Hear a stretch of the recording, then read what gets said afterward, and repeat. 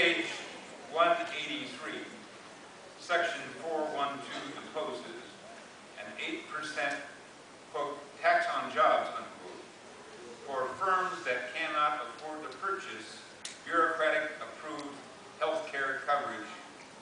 According to an analysis by Harvard professor Kate Biker, such a tax would place millions at substantial risk of unemployment, underlined, with minority workers losing their jobs at twice the rate of their white counterparts. Page 331. This is the last one. Section 1161 cuts more than $150 billion from Medicare Advantage plans, potentially jeopardizing millions of seniors' existing coverage. And the beat goes on. Right. Ladies and gentlemen, that's actually not the bill. It is the bill that came out of committee. But there's been no input from members outside of a very few in the committee and the Speaker's office.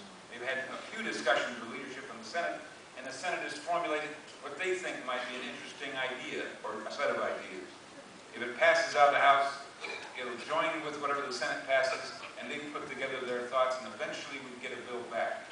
And Lord knows what its final form might be, but I do know in the center of it will be a single payor system. So we have an opportunity here with those people who are communicating with their members across the country to have members come back, have a different view of the way the world should work, and get some significant modifications and maybe solve some of the problems that do exist. Our healthcare system, as I said, is the envy of the world, but that's not to say we do not have problems. For example, pre-existing conditions, a major challenge. But I can tell you, formerly being in the underwriting business, I know that we can pool millions of people, and the underwriting of pre-existing conditions will add nominal levels of addition to premiums that are normal out there. It's doable if the federal government will get out of the way in terms of their plan, but help us break down the wall.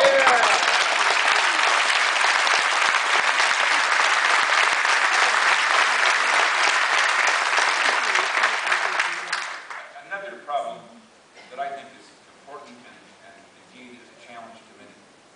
People don't stay in one place all their life. People may live in this community or have X job or otherwise. They move. Oftentimes they lose their coverage because of that circumstance or because of unemployment, etc. It's not difficult with changing the federal law to underwrite that problem and allow maximum levels of affordability. We break down the barriers that do exist between states. And it disallows the kind of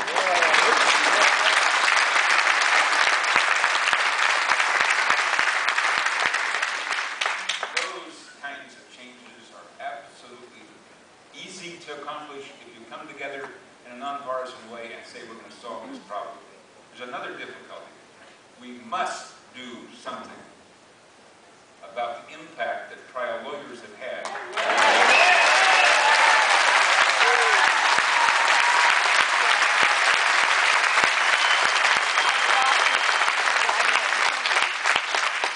Defensive medicine has driven the cost of health care over the years, and indeed is one of the factors that could destroy the average citizen's ability to have a long-term, lasting personal relationship with his or her physician. So those things are soluble. We don't have to have the lawyers run our life all the time, and indeed these other things are, if we'll come together and try to make sense out of them. So as these members who are talking with their constituents, as I am having an evening with constituents here, when they come back talking with one another, it's just a chance that we'll have a breakthrough and cause people to rethink where we've been and have a new beginning. I am optimistic and hopeful, but I started to say two things. All of that's possible if Nancy Pelosi has gotten the message that she can't pass what she wants her way and insist upon she could just insist upon ramming it through. But if she's gotten the message she can't do it, maybe she'll come back to the table, and maybe Harry Reid will do the same, and maybe even the president's people would do the same. That's being very optimistic, but that would be good for all of us.